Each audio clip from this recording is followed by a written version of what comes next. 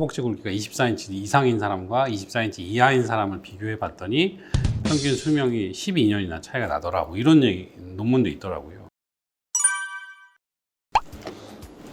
안녕하십니까. 주한나누리병원 관절센터 김형진입니다. 안녕하십니까. 주한나누리병원 관절센터 주성훈입니다. 네, 오늘은 그 하체 근력에 대해서 얘기를 좀 해볼까 하는데요. 하체 근력 좋으세요?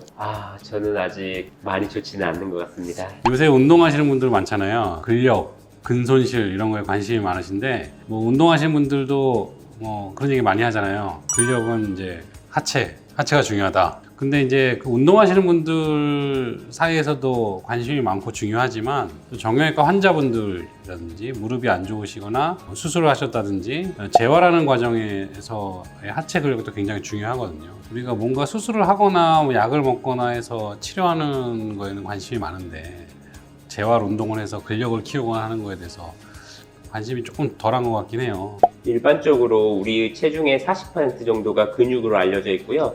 그 근육 중에서도 70%에 해당되는 게 바로 하체 근육입니다.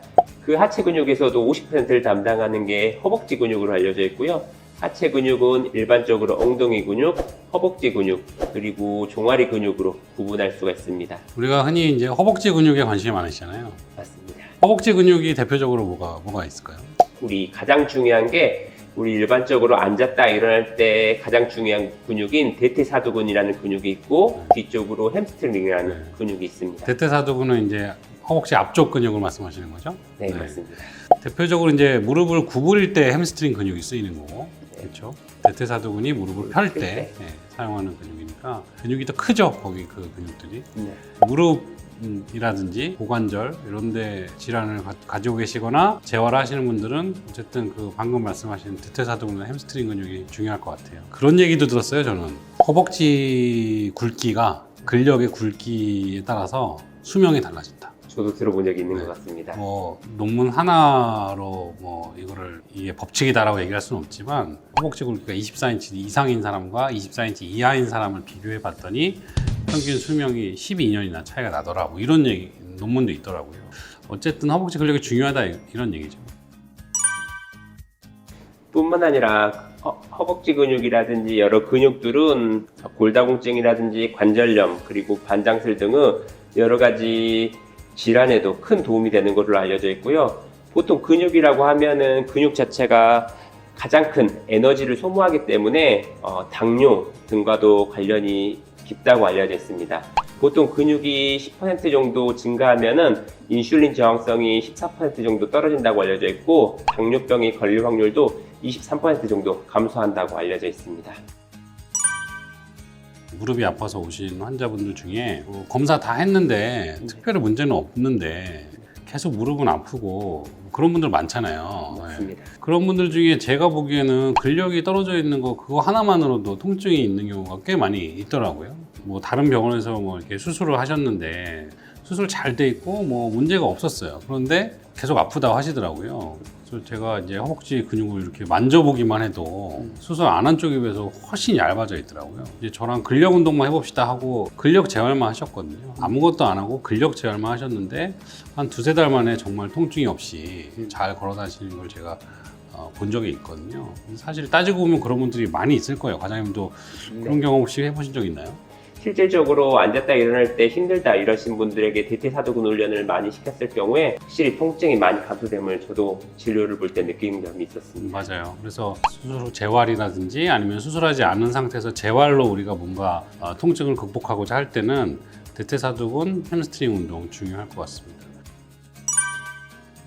근데 결국 그 운동을 했는데 내가 얼만큼 좋아지는지 그리고 뭐 운동하기 전에 내가 얼만큼 근력이 약한 건지 그거 알 수 있는 방법이 있나요 혹시? 저희 병원 물리치료실에서는 바이오덱스라는 검사를 통해서 정확한 근력의 상태라든지 강도를 측정을 할 수가 있습니다. 그거 한번 해보실까요 그러면? 뭐 직접 해보면서 말씀드리는 게 좋을 것 같은데요. 네, 지금 보시는 게 이제 이름은 바이오덱스 테스트라는 검사인데요. 우리 하체 근력을 잴 수 있는 기계가 되겠습니다. 수술하신 분들의 수술 전이나 수술 후에 근력이 얼만큼 회복되느냐를 확인할 수 있는 검사고요. 수술과 관련 없이도 이제 하체 근력이 얼만큼 되느냐를 객관적인 지표로 확인할 수 있는 검사입니다. 조금 어려운 말로 해서 등속성 검사라고 해서요. 우리가 이제 무릎 관절을 이렇게 움직이면서 검사를 하는 건데 그 일정한 속도로 움직이게끔 세팅을 해주는 기계가 되겠습니다. 파이팅! 시작해 볼게요.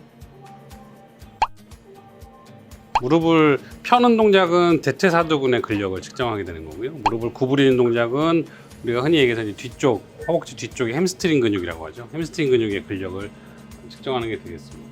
이번에는 이제 근지구력을 보는 검사로 횟수를 좀 더 늘리고 강한 저항을 주는 검사를 해보도록 하겠습니다. 역시 무릎을 펴는 대퇴사두근, 무릎을 구부리는 햄스트링 근력을 측정하고 있습니다. 저희가 맨날 환자분들한테 검사하고 오십시오 해가지고 이렇게 힘든지 모르고 이거 근력이 이거밖에 안 된다고 맨날 뭐라고 하는데 네.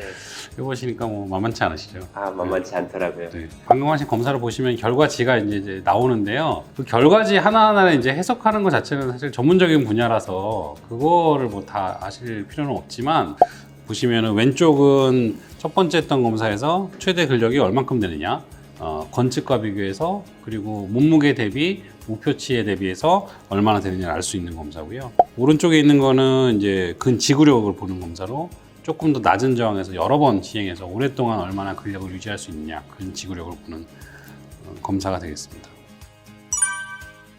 기계를 이용해서 하는 운동은 아까도 말씀드렸듯이 일정한 속도로 관절 각도를 움직일 수 있게 해주는 기계이기 때문에 우리가 뭐 맨손으로 운동을 한다든지 우리가 헬스장 같아서 웨이트를 들고 하는 거는 일정한 속도로 조절을 하기가 어렵기 때문에 뭐 근력이 약한 분들은 이제 부상의 위험이 있을 수 있잖아요. 그래서 저희 수술하신 환자분들 이제 일반적인 근력이 막 좋은 사람들 말고 근력이 떨어져 있는 상태에서 운동을 하시기에는 저 기계를 이용해서 운동하는 방법이 굉장히 좋을 것 같아요.